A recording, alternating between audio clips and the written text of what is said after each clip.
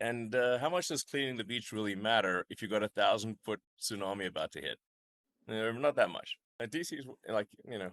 I guess it's all politics in DC, but um, the if you're trying to build a rocket or cars, or you're trying to have software that compiles and runs reliably, then you have to be maximally truth-seeking, or your software or your hardware won't work.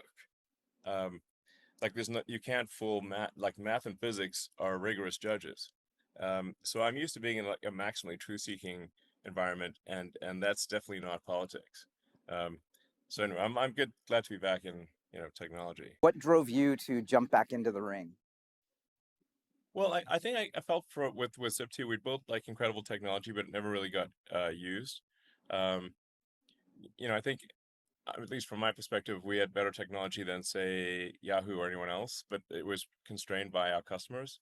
Um, and so I wanted to do something that where, okay, we wouldn't be constrained by our customers, go direct to consumer, and that's what ended up being like X.com, PayPal, essentially X.com merging with Confinity, which together created PayPal, and then that actually the sort of PayPal diaspora has it might have created more companies than more companies than probably anything in the 21st century.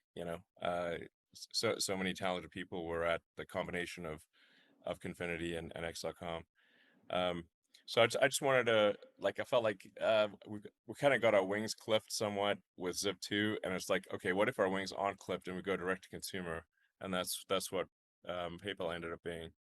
Um, but yeah, with I got that like $20 million check for my share of Zip2.